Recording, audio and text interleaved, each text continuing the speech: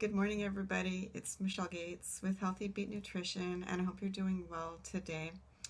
Today, I wanted to talk to you about anxiety and depression as we enter our midlives. So often, women that are in perimenopause and menopause, we do experience depression as one of the symptoms I hear quite often.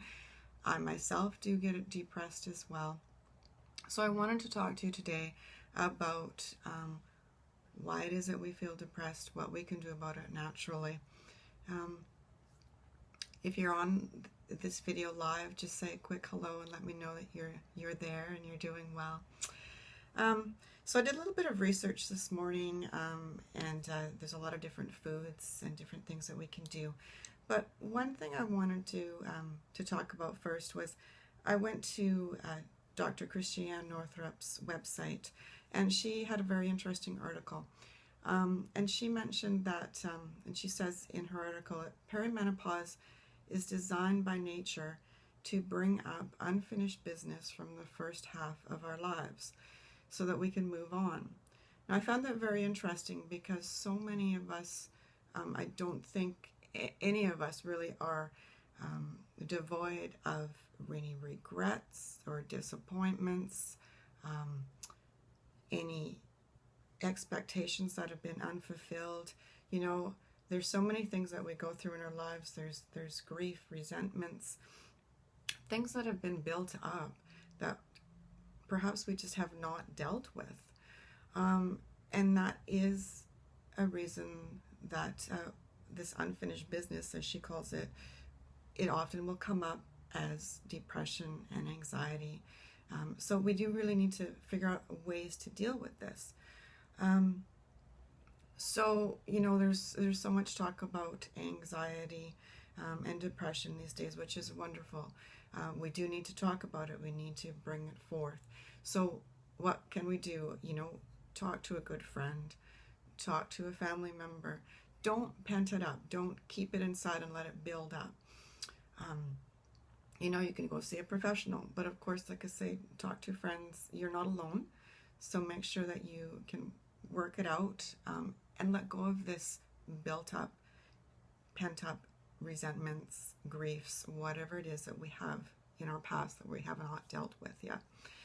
So something else that Dr. Northrop suggests, and this is an interesting way to do it, is if you feel like you can't talk to somebody, sit yourself down in a chair with another chair in front of you, an empty chair, and imagine that it's the person that you need to talk to, that you need to clear up something with from your past.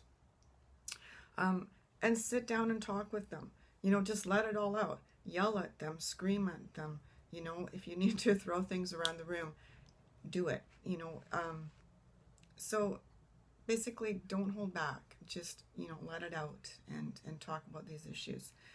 So I found that very interesting because our minds are such a huge part of our health. The mind is such a strong tool. I go to yoga class, and my yoga instructor often says that the brain is one of the biggest muscles, but the mind is our best tool that we can use to actually manipulate that brain and work out issues. And so it's not just what we feed our body and what we do with our bodies, it's also how we feed our minds as well. So nutritionally, I'm going to get back to some other things later on in the video, what we can do also to help with our minds. But nutritionally, I just want to explain that depression can be a cause of a nutritional deficiency. So often, low vitamin D levels are associated with depression. So what you can do there is definitely get your vitamin D levels checked.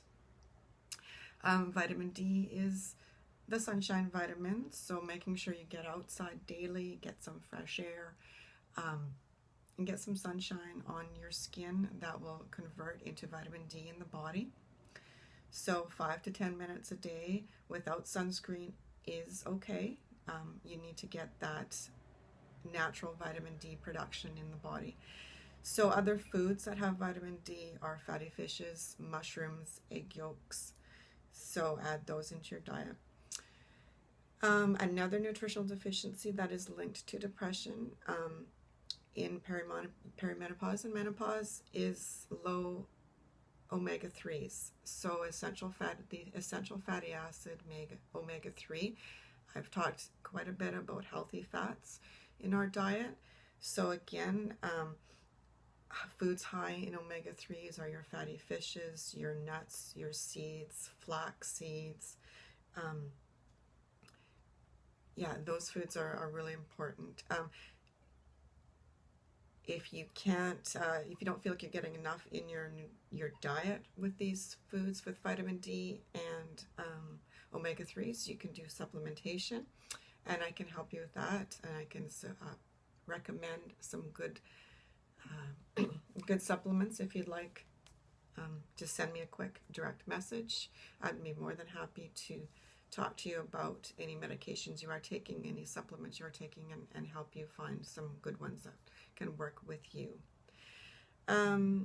Also magnesium. So low magnesium, another nutritional deficiency, can be linked as well to depression.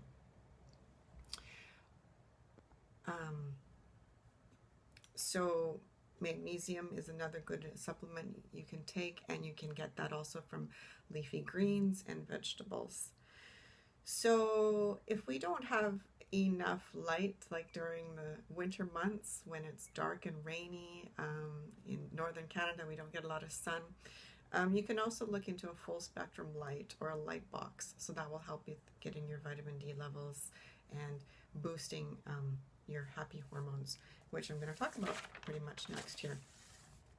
So as I mentioned, depression is also associated with other nutritional deficiencies, but when we have nutritional deficiencies in some of the things that we just talked about, we don't produce serotonin and dopamine. So serotonin and dopamine are the happy hormones. So when we're low in serotonin, and consequently a lot of antidepressants that we are put on from our doctors don't actually allow us to produce serotonin. So that's something to really to make note of. I'm not saying the antidepressants that you shouldn't be on them. If you need them, please do work with your doctor, but also increase some foods that I'm going to talk about that increase naturally serotonin and dopamine in the body. But other than just foods, excuse me, things that we can do are have fun, things that give you pleasure. So pleasure, it produces natural serotonin in the body, which will naturally decrease that depression that you're having during our midlife. So find some things that are fun for you. Interestingly, when we're having fun and we're laughing, the nitric oxide levels in our blood actually increase, and it's those increase in the nitric oxide that produce the good happy hormones, serotonin and dopamine. So go see a good movie, go spend some time with a friend, go for a walk, laugh, get some light exercise, because that will all increase those serotonin levels. Something else you can do is keeping a journal. Writing down your thoughts, good and bad. Again, it's like, it goes back to what I just talked about, is getting rid of what is stifling us from our past. Write it down. If we can't talk to someone about it, get it out of your system, out of your subconscious. That will help you sleep better at night too. So writing things, like I mentioned, good and bad, but things that you're grateful for, bringing forth that positive energy and staying positive during your day. I've recently been reading a book. It's Can You Heal Your Life by Louise Hay, and it's a really good book, and she talks a lot about affirmations. She discusses how our past and how we haven't dealt with things, and how changing our mindset about things can really improve our health. So doing little affirmations, like something very interestingly, how many of you can say that you can look at yourself in the mirror and say that you love yourself? So try it. Go to your mirror and say, I love you. You know, you're worthy of love. You're worthy of being loved. It's a really hard one sometimes to just say that to yourself. I'm getting a little teary right now because it's a difficult one. So getting back to nutrition and what we can do nutritionally wise, cutting out stimulants. So stimulants such as sugar, alcohol, and caffeine, too much of that will play havoc with our blood sugars, and blood sugar, low blood sugar, and imbalanced blood sugar really does contribute to depression. So, and interestingly, too much caffeine depletes the body of vitamin B6. And vitamin B6 is required to produce serotonin, that happy hormone I talked about. So something else that's very interestingly with low blood sugar, sugar imbalances also prevent the absorption of tryptophan in our intestines. So tryptophan is an amino acid that we get from foods, a lot of healthy, good quality meats, poultries. And tryptophan is also a precursor to serotonin, that happy hormone. So again, nutritional deficiencies can lead to depression. So we want to make sure that we don't have a high diet full of sugar, processed foods, preservatives, additives. And interestingly, when we eat a lot of those foods, we don't have enough room for bringing in those good fruits and vegetables and all those colorful foods that are going to contribute to helping you with your nutritional imbalances, helping you with the blood sugar. So just be conscious of that. Something else we can do is have a food journal. I'll post a food journal into my private Facebook group into the files area. So if you don't have a food journal already, they'll give you a template and that can help you out if you like.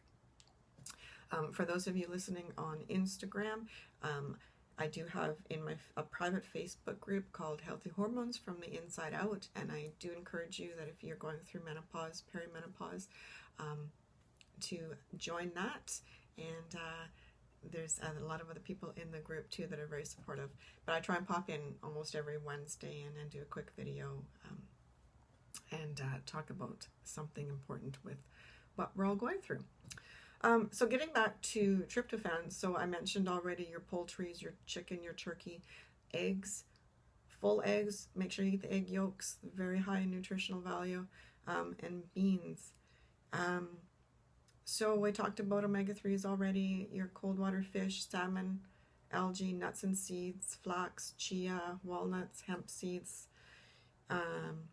So B vitamins are also very important when we're have any anxiety or depression, and when we're under stress, it's very interesting. Stress will actually deplete our B vitamins and vitamin C.